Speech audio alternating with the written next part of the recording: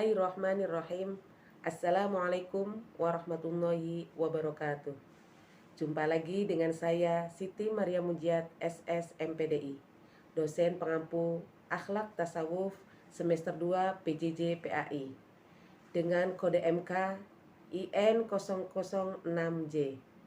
Pada pertemuan kedua, saya akan membahas tentang asal-usul manusia, bahwa manusia itu berasal dari Allah Subhanahu wa Ta'ala menciptakan Adam alaihissalam dari tanah, kemudian ditiupkan rohnya, sehingga Adam alaihissalam menjadi hidup, mampu mengingat, berpikir, berkehendak, merasa, berangan-angan, menilai, dan menentukan pilihan. Kejadian ini mengisyaratkan bahwa ruh dan jiwa merupakan dua dimensi yang berbeda, sekalipun keduanya tidak dapat terpisahkan selama manusia masih hidup.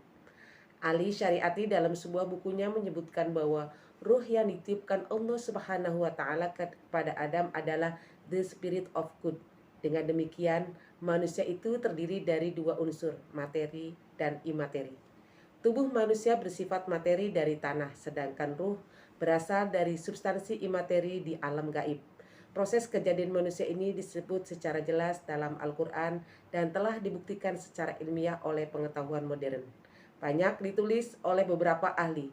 Al-Quran menjelaskan asal-usul manusia dalam surat Al-Mu'minun ayat 12-14, yaitu A'udzubillahi minasyaitonirrajim, Bismillahirrahmanirrahim, Walaqad khalaqnal insana min sulalatin min tin, tsumma ja'alnahu nutfatan fi qararin makin, tsumma khalaqnan nutfata 'alaqatan fa khalaqnal 'alaqata mudghah, fa khalaqnal mudghata 'idhaman fa kasawnal 'idhama lahma, tsumma ansha'nahu khalqan akhar, fatabarakallahu ahsanul khaliqin.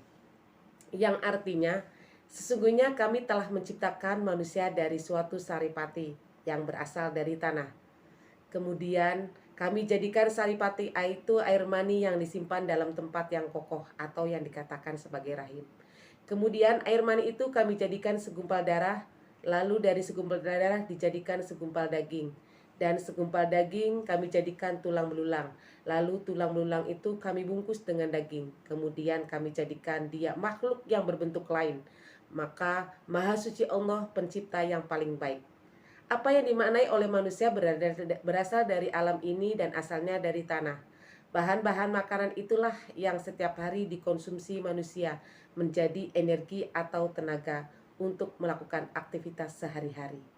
Dari saripati yang berasal dari tanah yang sangat berguna bagi tubuh manusia, tidak heran jika dokter menyarankan agar banyak mengkonsumsi buah-buahan atau sayur-sayuran, karena di dalamnya mengandung saripati yang sangat berguna untuk tubuh manusia. Sehingga dengan tegas bahwa Adam adalah manusia pertama yang diciptakan oleh Allah Subhanahu wa Ta'ala dalam perjalanan hidup dan kehidupannya. Manusia sebagai makhluk Allah pada dasarnya mengemban amanah dan tugas-tugas kewajiban serta tanggung jawab yang dibebankan oleh Allah kepadanya agar dipenuhi, dijaga, dipelihara sebaik-baiknya. Al-Maraghi ketika menafsirkan Quran surat An-Nisa ayat 58, ia mengemukakan bahwa amanah tersebut ada bermacam-macam bentuknya, yaitu yang pertama, amanah hamba terhadap Tuhannya atau kepada Allah, yakni sesuatu yang harus dipelihara dan dijaga oleh manusia, yang berupa mengikuti segala perintahnya dan menjauhi segala larangannya, serta menggunakan alat-alat potensialnya dan anggota badannya dalam berbagai aktivitas yang bisa menimbulkan kemanfaatan baginya dan dapat mendekatkan diri kepada Allah Subhanahu wa Ta'ala, sehingga bila manusia melanggarnya maka berarti dia berkhianat kepada Tuhannya. Amanah yang kedua yaitu amanah hamba terhadap sesama manusia, yakni mengembalikan barang-barang titipan kepada pemiliknya dan tidak mau menipu, serta menjaga rahasia seseorang yang tidak pantas dipublikasikan. Yang ketiga, amanah manusia terhadap dirinya, yaitu berusaha melakukan hal-hal yang lebih baik dan lebih bermanfaat bagi dirinya untuk kepentingan agama dan dunianya. Tidak melakukan hal-hal yang membahayakan dirinya baik untuk kepentingan akhirat maupun dunianya. serta berusaha menjaga dan memelihara kesehatan dirinya.